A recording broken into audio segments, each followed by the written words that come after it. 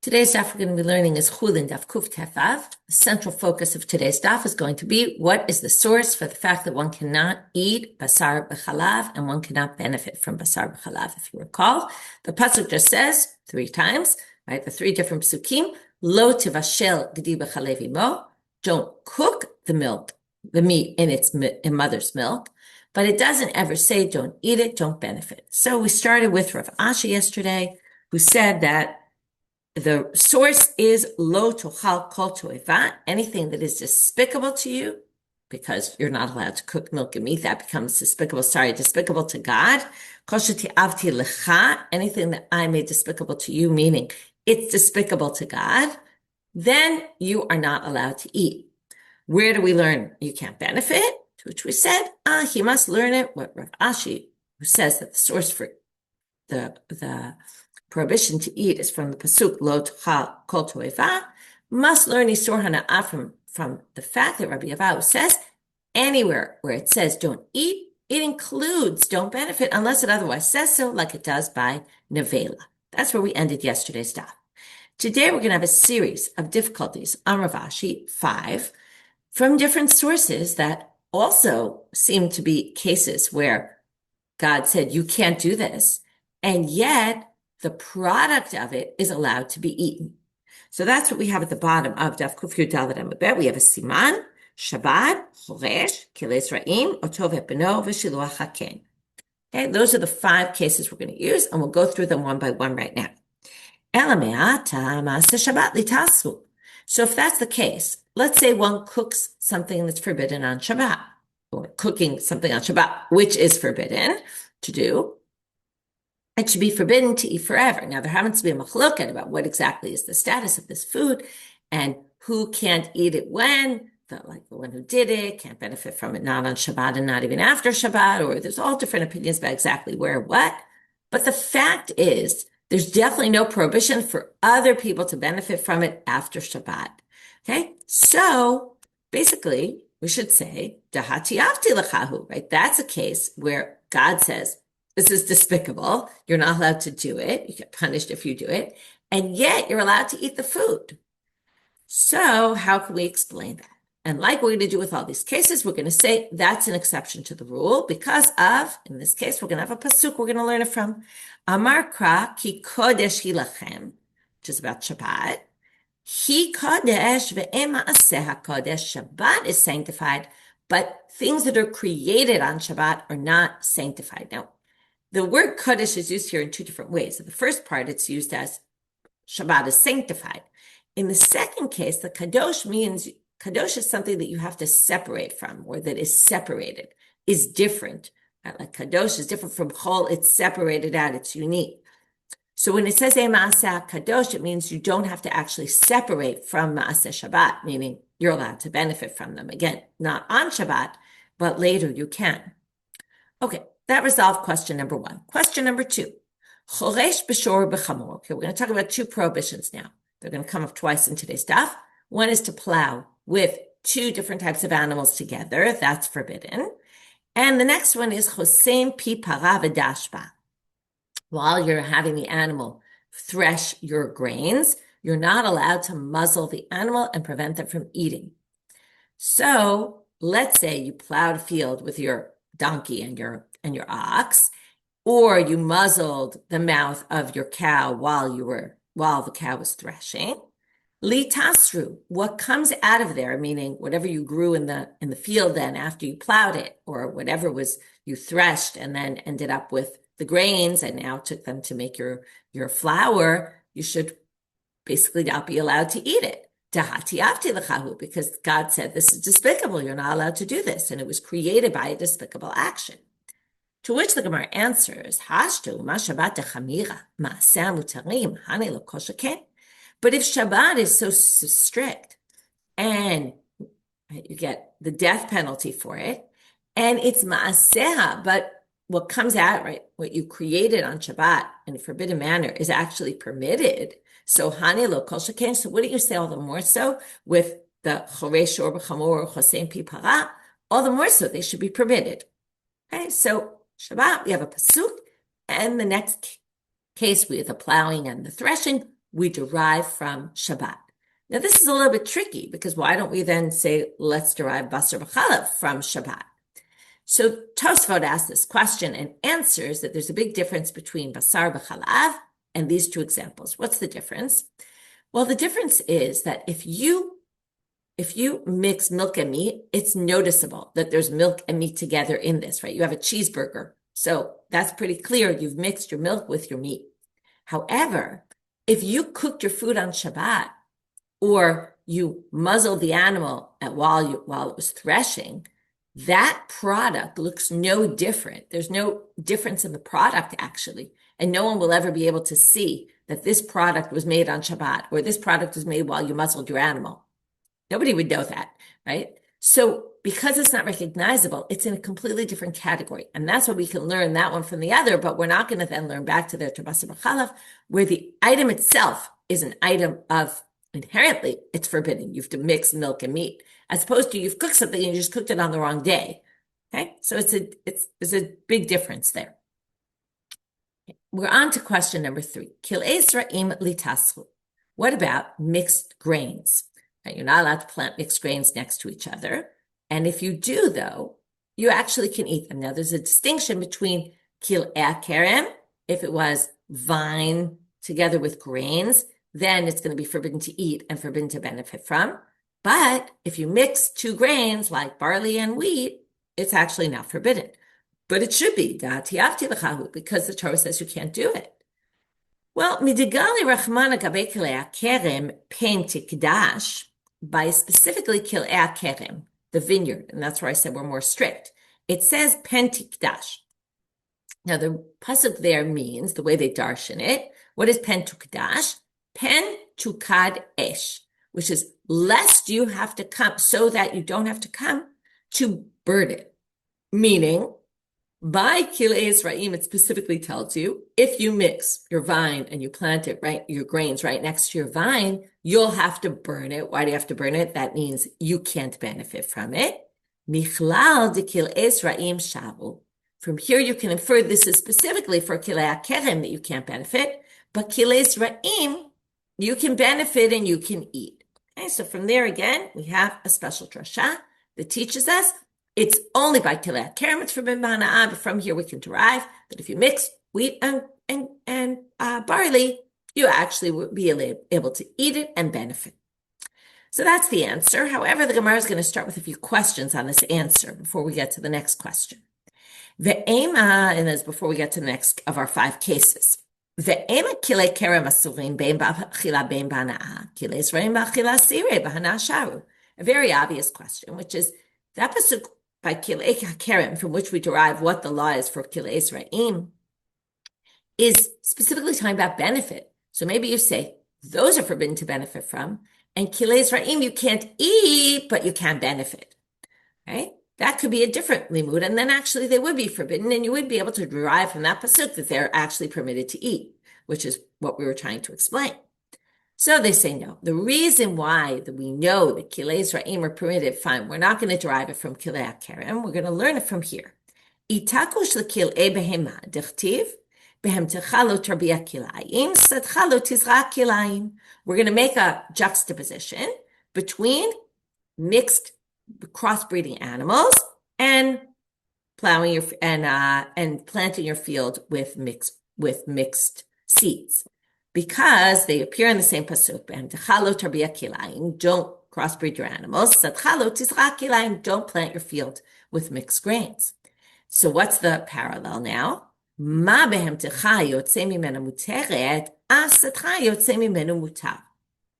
Just like your animal, what comes out of it? If you crossbreed 2 animals, you're actually permitted to eat the animal that's born from that crossbreeding. So therefore,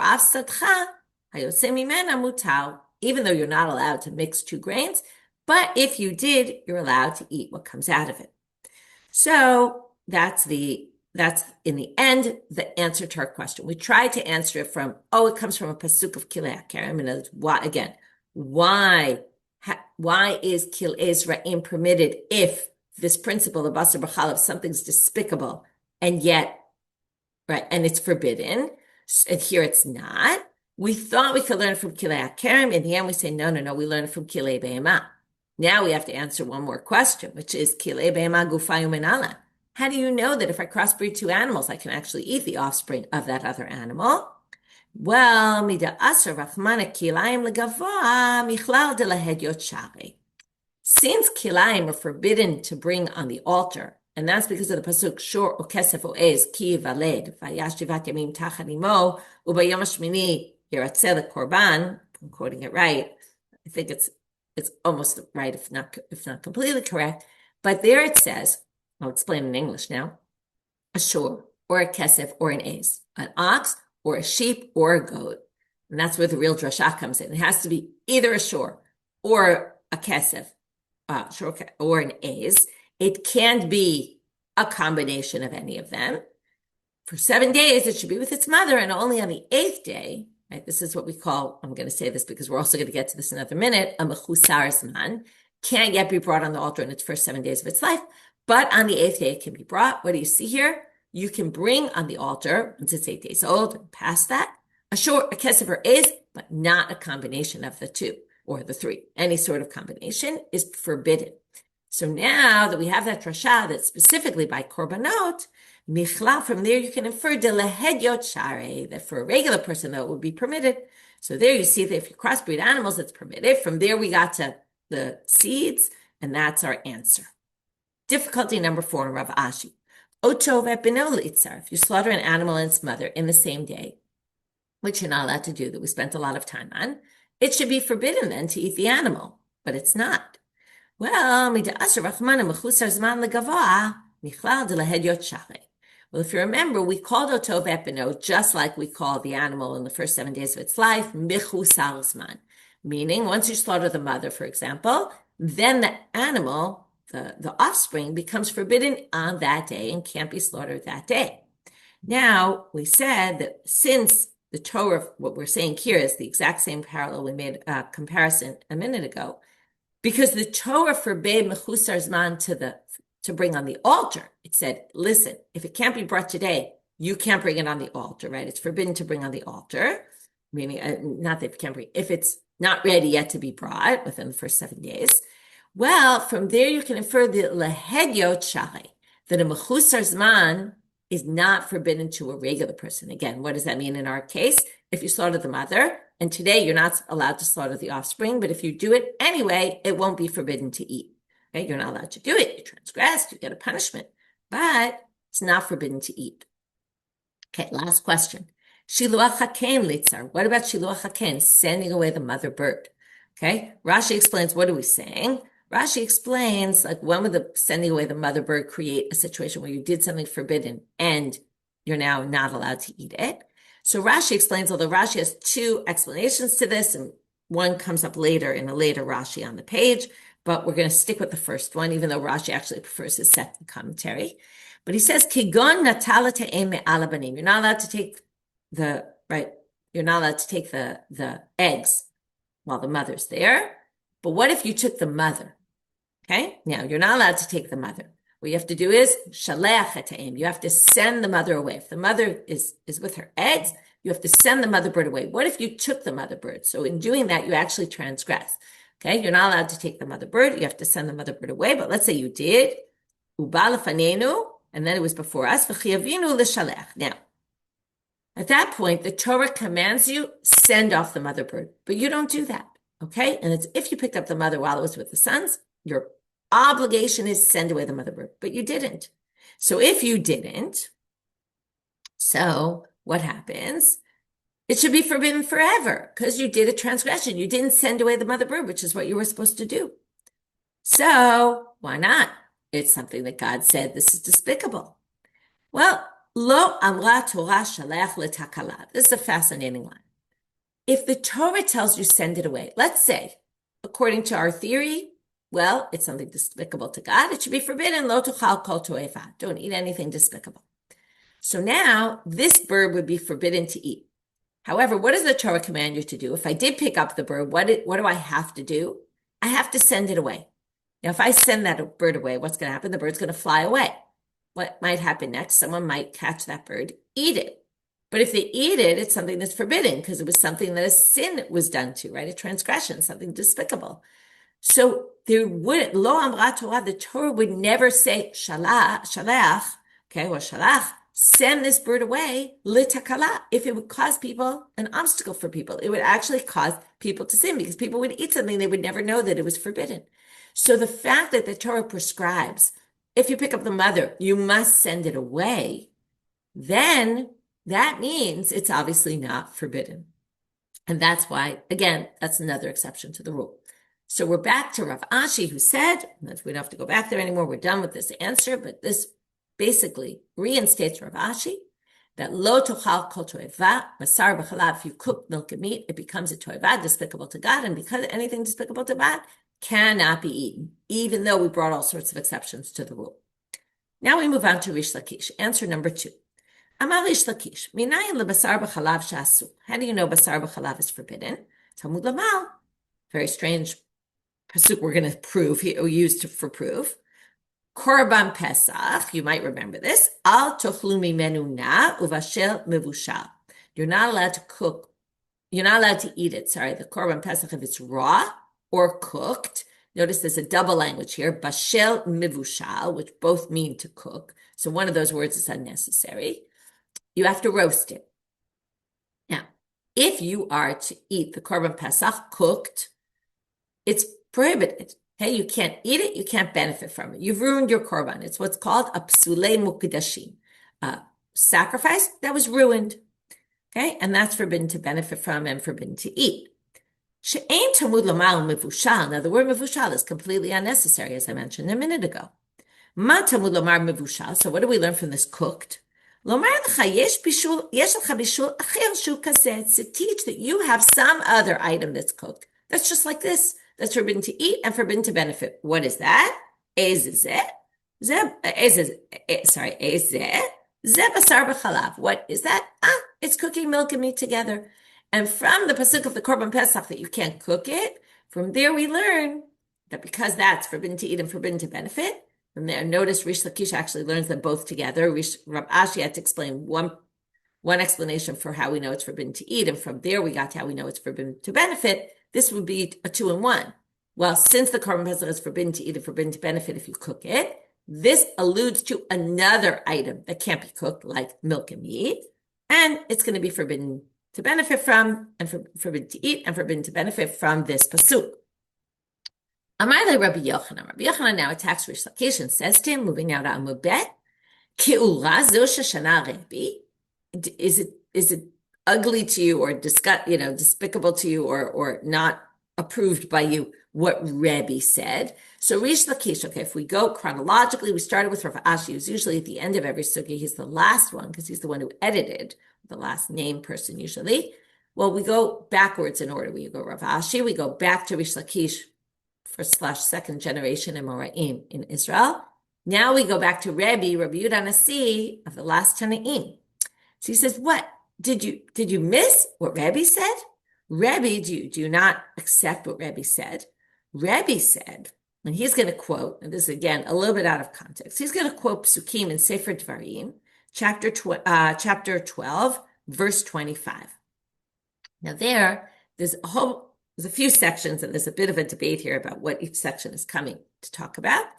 But in Pasuk Tevav, it starts saying you can eat meat anytime you want. You can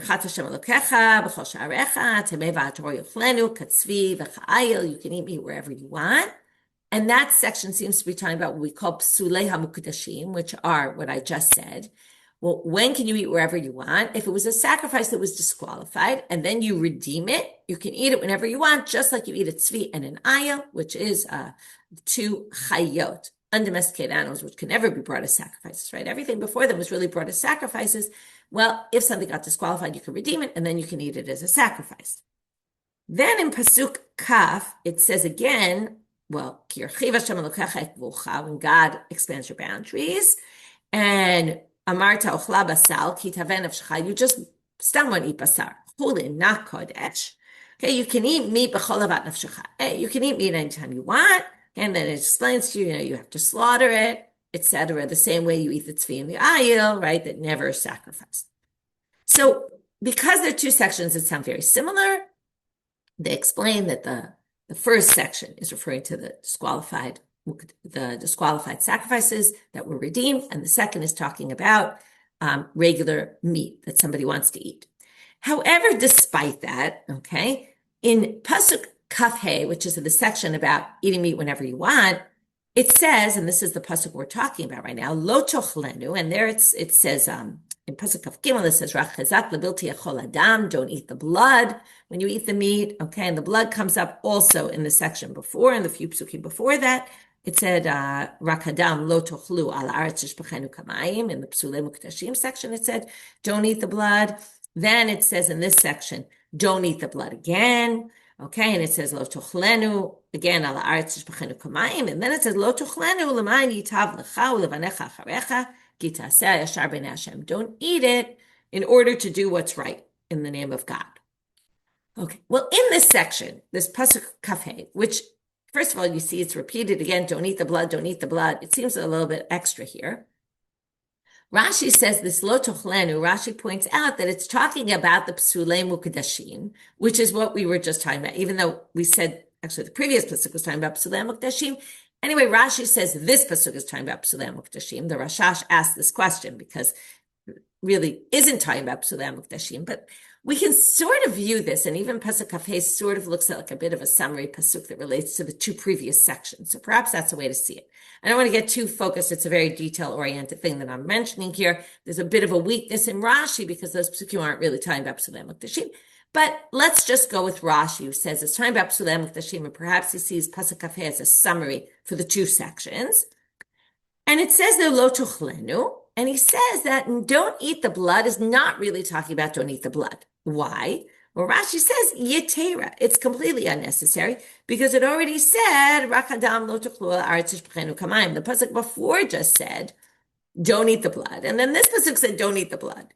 So it's really extra, which, by the way, is what motivates me to say that maybe that's a summary pasuk of the last two sections, because the previous section said, right, 15 to 19 said don't eat the blood. Then 20 to 24 said, don't eat the blood. And then you have this extra pasuk, don't eat it because it's not good for you and all that. Okay. So now, this is completely unnecessary.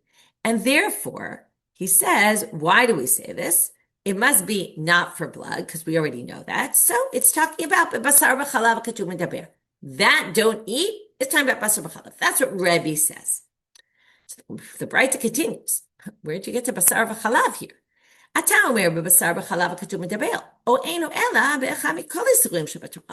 that it's extra, but where'd you get to the fact that it's talking about basar b'chalav? Maybe it's talking about don't eat anything that's forbidden by Torah law. Well, Amarta, so he answered, say we're going to use one of the 13 principles, exegetical principles that the Torah is darshan by. Davar halamim inyano. Okay, we're going to learn from not all of them, but one of them. What is that? Learn from the context. How do we get from the context to basar b'chalav? Well, b'meh katuv medaber b'shnei minim. The pasuk was talking about two types. What are the two types? Well, if we assume, like Rashi, it's talking about psulei mukdashim. Rashi says psulei mukdashim inherently are two types. Why? Well, it was kodesh that was disqualified. Now you redeem it, it's chullin. So theoretically, it should be one type. It should be just chullin, non-sacred item. However, if you had an animal that was designated for a sacrifice, got disqualified, you redeem it, and then you can do what you want with the animal, but you can't really, okay? You can slaughter it and eat it, but you can't shear it if it's a sheep, and you can't work it if it's an ox. You can't have it do your plowing for you. It on the one hand is chol, on the other hand, it's sanctified. It's got both. So it's two different types together. Afkan b'shnei minim. Also here, you have to assume then, what's the pasuk referring to? Something that's similar. There's also two types that are combined, basal v'chalav. Okay, milk and meat. So that's by the way, going with Rashi's interpretation. Tosfos says, how is it like shnei minim? Because it says, as I quoted to you before, this now can be eaten like the tzvi and like the ayil. So it's like two types because it's like a deer and it's like depends how you define tzvi and ayil. We talked about the different interpretations, but we'll leave it as it's like two different types. So that's a different explanation. Anyway, either which way, we assume we get it from the context. It's talking about milk and meat. So now we're back to our question. Where do we start here? Rabbi Yochanan said, Rish Lakish, how did you get the basar b'chalav is asur? Because al tuchlu mimenu now v'shel mevushal from the Korban Pesach. Did you just ignore what Rebbe said, that it's learned out from the pasuk about the blood, lo tuchlenu, must be talking about basar b'chalav, because that pasuk is completely unnecessary. To which the Gemara answers, or Rish Lakish answers, if I learned it from Rebbe, if you remember, I pointed this out, we saw Rish Lakish. Rish Lakish's advantage was that you could learn both eating and benefiting, because Korban Pesach, that is cooked, can't be eaten, you can't benefit from. So he says, if you had just learned it from Rebbe, that would only teach you lo techlenu, don't eat it, but you'd still be missing, don't benefit. And that's why it's not like I ignored what Rebbe said, but I found a pasuk that actually you could learn from it both. So now we have to figure out one other thing here, which is Rebbe, who learned don't eat means don't eat basar b'chalav. Where does he learn? Rebbe bahana amenale. Where does he get the prohibition, the fact that you can't benefit from? Nafkale mihach. He learns it from a different pasuk. Ne'emal kan ki am kadosh atah Hashem. That's the pasuk about don't eat the nevela and lo tevashel gdi b'chalev imo. Right, the one that combined both those in the same pasuk. Don't cook milk and meat, and also don't eat animals that die on their own. And in the middle of that pasuk, it said, because you are a holy nation. V'ne'amar lahalan, and in a different pasuk, it says, lo yeh kadesh b'bnei Yisrael. You shouldn't have prostitutes in the Jewish people. Now, ma lahalan b'hana'ah. Now, not having a prostitute is, what's a prostitute, right? What you can't benefit from a prostitute. What kind of benefit do you get? It's not eating a prostitute. It's benefiting from a prostitute. So, afkan b'hana'ah. So just like the pasuk kadesh about the prostitute is forbidden to benefit, also our pasuk must be forbidden to benefit, okay? Because in the context of don't cook milk and meat, it uses the kadosh. So just to summarize before we move on to see some more interpretations, we have Rav Ashi, who says we're going to get it from lo tochal kol toeva, and the benefit is, well, anytime it says don't eat, it also means don't benefit. We have Rav Rish Lakish, who learns it from Korban Pesach. The bashel mevushal, that extra word mevushal is talking about bishul, something else that's cooked that's forbidden. And that gets you also benefit and also forbidden to eat. Rebbe learns it from lo tochlenu, the pasuk about the blood, which can't be talking about that because it already said blood, so it must mean something else. We learn from the context it's two types. We'll learn to hear about two types of basar b'chalav is forbidden to eat. And the forbidden to benefit is from the Gzera Shava, this verbal analogy between am kadosh and lo yeh kadesh. Comes Debei Rabbi Elazar, I think it's Elazar Tana. So now we bring a Braita. So now we're going back again to the Tanaitic time period. Lo tochlu kol nevela, if you remember, and then it says don't cook the milk in the meat in its mother's milk. Amra Torah, and there it said also in the middle of the pasuk, sell it to a non-Jew. Well, and then it says sell it to a non-Jew and don't cook it in its mother's milk. Kishetimkerena lo tevashlena v'timkerena. Well, the way they read this Braita reads the pasuk. When you sell it to a non-Jew that you can benefit from it, well, don't cook it and then sell it. And what do you learn from here? Not about the prohibition to eat, but the prohibition to benefit. You can sell an avela as long as you don't mix it with its mother's milk and then try to sell it, because then already it's going to be forbidden to benefit. And that's why all those things are in the same pasuk. So that's answer number 4, but answer number 4, again, doesn't relate to not eating. It only relates to not benefiting. And finally, we get to Debei Rabbi Yishmael, answer number 5. In the house of Rabbi Yishmael, Tana, lo tevashel gdi b'chalev imo shalosh pa'amim. It says it 3 times. You ready? We've been waiting for this one. Echal isur achila, one to forbid it by eating. Echal isur na'ah, one to forbid it by benefiting. And one to say you also transgress a prohibition by just cooking it. Okay, and there you see also the eating and also the benefiting from the fact that it appears 3 times. Now we get to answer number 6, our final answer. Tanya Isi ben Yehuda Omer. So in a Braita it says, Isi ben Yehuda says, Minayin lebasar b'chalav shasul. How do we know it's forbidden? Ne'emal kan ki am kadosh ata, because you're a sanctified people. and a sanctified nation. That was the pasuk about the nevela and the basar b'chalav. V'ne'amar lahalan, and it says in a different pasuk, anshe kodesh chiyun li ubasar b'sedeh tchifa lo tuchelu. Be, okay, same idea. Am kadosh, anshe kodesh. Okay, you're sanctified people, and don't eat treifa that you find in a field. Okay, or really any treifa. We've darshan this pasuk already. But what's the verbal analogy we're going to make here? Because it says anshe kodesh there, and it says am kadosh by our pasuk. Ma lahalan asur. Well, treifa, what does it say? Don't eat. Afkan asur. Also here it will be forbidden. Okay. Now, that teaches you what though? We're used to this already. Only achilat. It says don't eat. Treifa is only forbidden to eat, not to benefit. You can benefit from a treifa. So how do you know I can't benefit? Amarta kal v'chomer. And now we're going to start a long sugya about this kal v'chomer. Okay? Brace yourselves. We're going to start today, finish it tomorrow. Well, we're going to make a kal v'chomer here. Uma orla shelo ne'evda ba'avera asura b'hana'ah. Now, orla is plant a tree. The first 3 years, you can't eat the fruits. Now, you actually don't do any transgression by planting an orla tree. Right? There was no transgression done to create the orla. You actually planted a tree, which is a great thing to do. And yet it's asura b'hana'ah, but it's forbidden to benefit from. So basal b'chalav, so in other words, creating the fruits was no problem. It was only eating it that was the problem. But basar b'chalav, but if you cooked milk and meat, nevda ba'avera, that in and of itself, the cooking is forbidden. So what do you then assume that it's going to be forbidden to benefit from?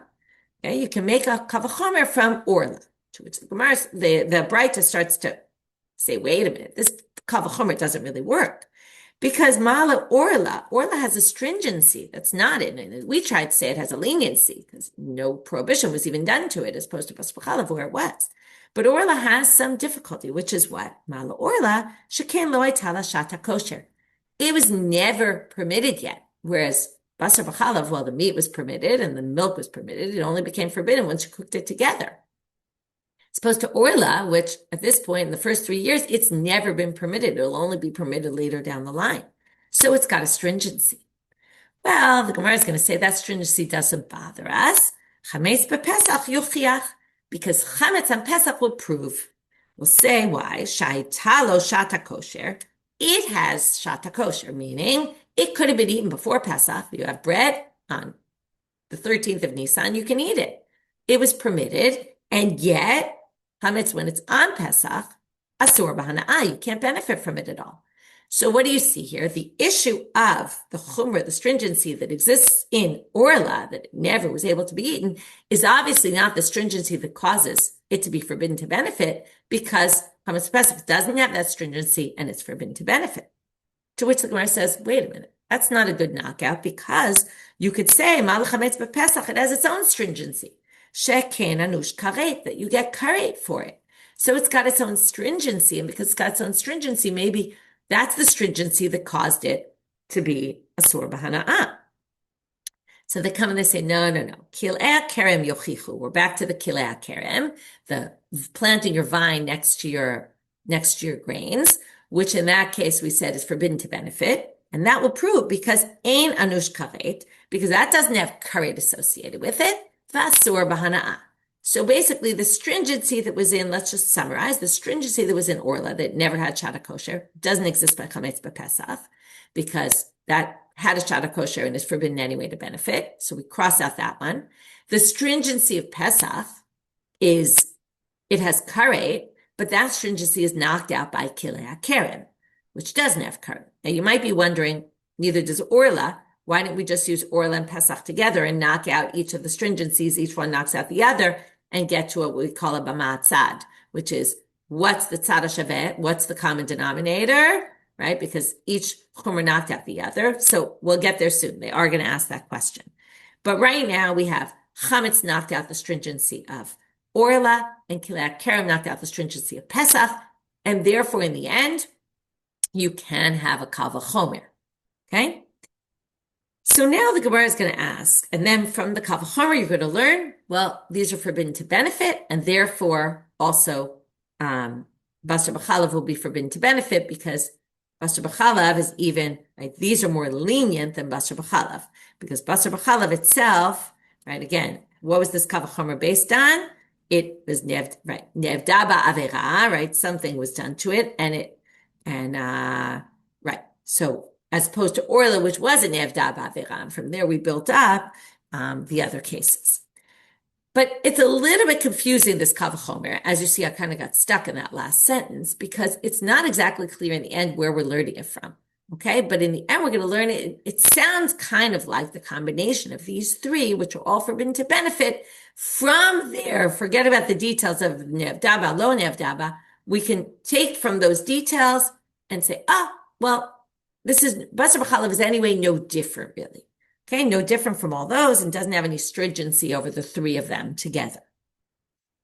But you'll see later, the Gemara, somewhat for at least a short period of time, is going to view it as if the drasha was really learned from Kilei Kerem. So keep that in mind, although you don't need it in your mind just yet. So now the Gemara says two questions. The first is, Lama l'gzera shava? Why do you need the original gzera shava now? What did we do in this section? Let's just remember, because we got a little sidetracked. First, we said, Am kadosh and anshe kodesh shiuli, masar b'sadeh trefa lo tuchlu. From there, we have a verbal analogy to trefa to learn it's forbidden to eat. Then, how do you get benefit? From, let's just call it the combination of these three. They're all forbidden to benefit. Likewise, our case is all forbidden to, basar b'chalav is forbidden to benefit. But those three that we mentioned, chametz b'pesach, orla, and kilei kerem, also can't be eaten.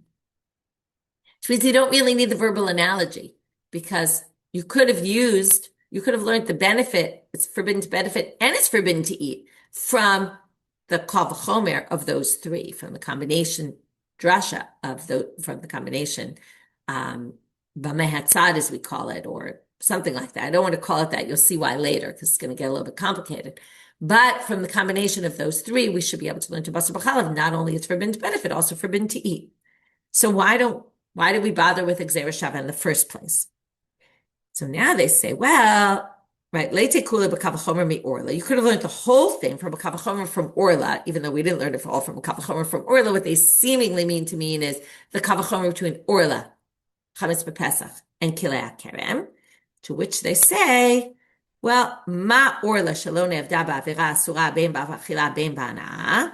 Right, so here goes their suggested kavachomer, just like orla, which didn't have anything done to it, any sin, and yet it's forbidden to eat and to benefit. Basar b'chalav shenevda bo avera eno din shasur bein ba'achila bein ba'ana'ah. So basar b'chalav, where you did do a transgression, wouldn't it be obvious then that it would be forbidden also to eat and also to benefit? That all is just explaining what the question is. Well, mishum di'ika lememar choresh b'shor u'b'chamor v'chosein pipara v'dash ba'yochiach. Now we're going to say we could have a knockout to that. And again, going back to something we learned in the beginning of the daf, if you plow with a shore and do right now, how does that compare to orla? You plow with a shore and an ox and a donkey together. That's forbidden. And yet, not only are you not forbidden to benefit from what's planted there, but you're not even forbidden to eat it. Okay? So, choresh b'shor b'chamor v'chosein pipara v'dashba, or, muzzling your animal while it's threshing, yochiach. Shnevda be'em avera usharu. All those, sin was done to them, and they were permitted. So what do you see here? They're permitted to eat. So you couldn't have learned the prohibition to eat from orla and the others because it would have gotten knocked out by these other two cases, which are not even forbidden to eat. Now you say, why don't we use them to knock out forbidden to benefit? Because once we have two categories, we have items that are that are completely permitted even to eat, and obviously then they're not going to be forbidden to benefit from. But then we have and if you would try to learn basar b'chalav from orla, you could have knocked it out from the others that you can't eat it. But once we establish through gzera shava that basar b'chalav is forbidden to eat, then you can't learn anything from chosein pipara and the choresh b'shor b'chamor, because once it's forbidden to eat, it's much easier to tack on an isser hana'ah. You can't benefit. And you can no longer compare it to those other cases because those other cases actually are permitted to eat. So that's why we need the gzera shava, to get it to the place where it's forbidden to eat, From there, we can learn from this comparison to the other three that it's also forbidden to benefit from. Okay, so that was question number one. But now we get to question number two, which is what I mentioned before is kind of difficult in this sugya, which is, why did you need to bring in that third case of kilei hakerem? Lema or l'tochiach? Why don't you just say, there was a stringency by orla, right, or is a leniency, lo nevda b'avera, and still it's forbidden to benefit from. So, and then we said, but chametz b'pesach will prove that that's not relevant. And then we said, chametz b'pesach has karet. So why don't we say orla tochiach? Because orla doesn't have karet. And then we would say the following, the lehadar dina, and then go back to the original kavachomer and say, v'leite b'matzad. We can learn it from the least common denominator here. What's in common between the two, right? What's in common between kilei hakerem? Between chametz b'pesach and orla is, even though, right, one lo nevda b'avera, one has karet, but those neutralize each other. And then, what's the common denominator? They're both forbidden to eat, and they're forbidden to benefit. So basar b'chalav, which is forbidden to eat, wouldn't you think it would be forbidden to benefit? Why are we bringing kilei hakerem?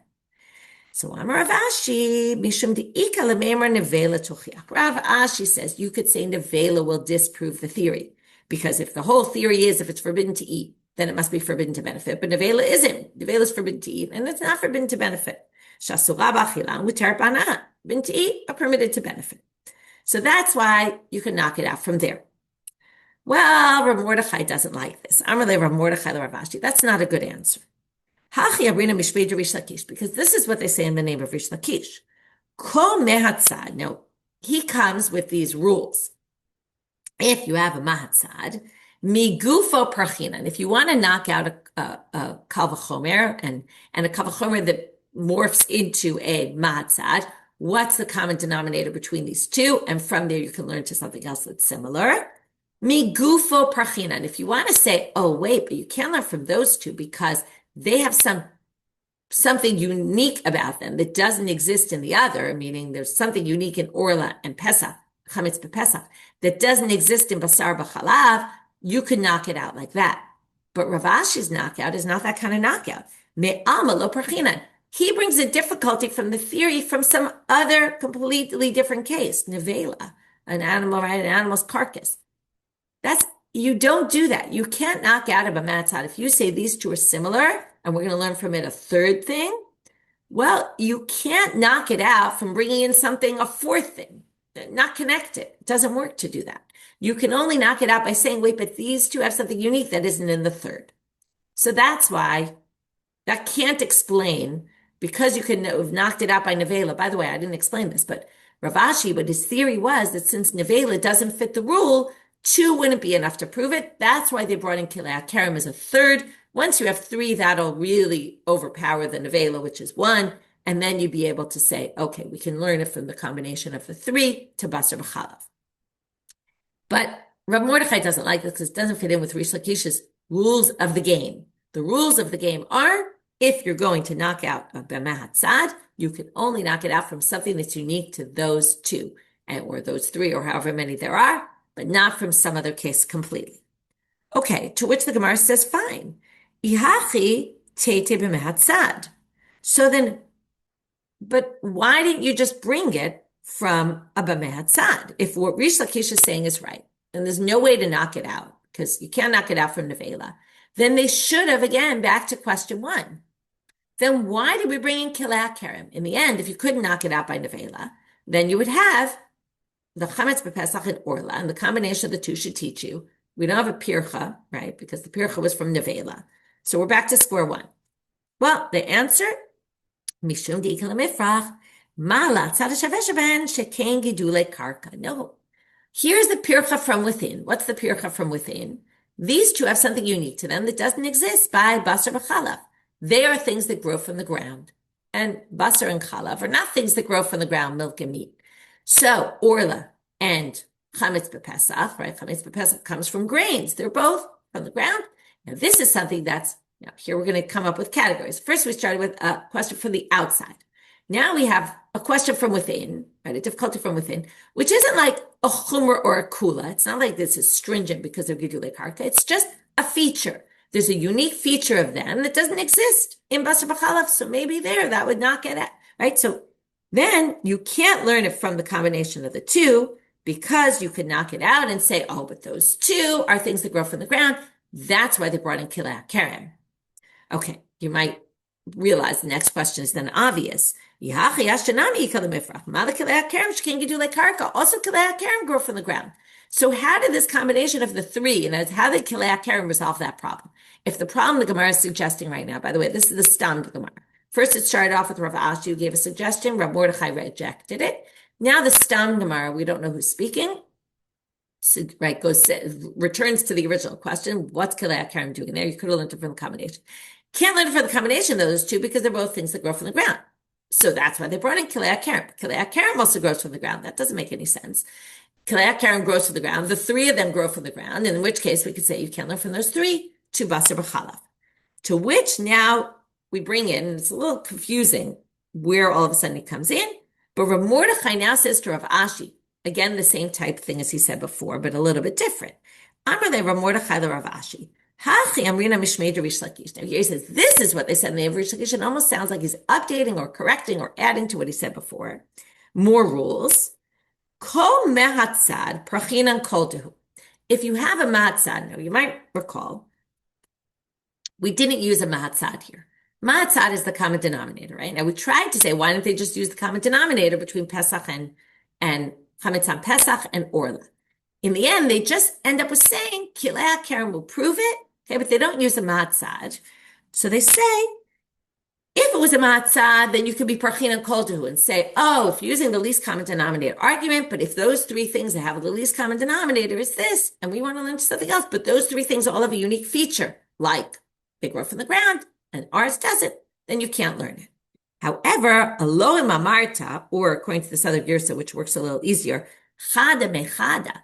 But if you're learning one thing from another, now, the way they're viewing our case temporarily is that when they brought in kilei hakerem at the end, it's not to say the combination of all three. It's to say we're going to learn it all directly from kilei hakerem. So we're going to learn from kilei hakerem to basar b'chalav. Now, if it's a chada mechada, like in this case, well, if you learn one directly to the other, you can't say, oh, well, this has some feature and that has some feature. That's irrelevant. You can only be makshet kal v'chomer prachina. This has a chomer, like we did when we started with Orla. Oh, but Orla has a stringency. That's why we can't learn from there to basar b'chalav. So, kol sheken prachina, kal v'chomer prachina, kol dulo prachina. But you can't ask about a gidule karka kind of feature. Okay? So then the Gemara says, well, lifroch lekulu, but it wasn't all learned out from kilei hakerem. It was learned out from all three. And then you could say, ma lekulu sheken gidule karka. Okay, so we're back to square one. It doesn't make any sense. In the end, it was learned from all three, not one from one. So we're going to wait. We're going to end here and wait till tomorrow to understand. In the end, we're going to have a rereading. Ela amar le Rav Mordechai le Rav Ashi hachem amrina mishmei Rish Lakish. He's going to say, no, I'm going to adapt what I said a little bit, fix it up, and then you'll understand the answer. So unfortunately, you have to wait till tomorrow. Okay, structure and summary of today's stuff. We've already been summarizing as we go along, so it's going to be pretty simple. From where do we get that basar b'chalav, once it's cooked, milk and meat together, you can't eat it, you can't benefit? We had a series of different answers, 6 altogether, and we're in the last one right now, Isi ben Yehuda, and we're in the part where he learned not the Isur Achila, which we already got, but the Isur, right, which he learned from a verbal analogy, Gezerah Shava, but the part about the benefit, which he learned from the combination of these three, and really, it doesn't make sense because all those three have a unique feature to them, and that should be able to knock it out. But we're going to have to figure out tomorrow why that doesn't work as a knockout and why it actually is successful. And from there, we finish today's stuff. Wishing everyone a good day.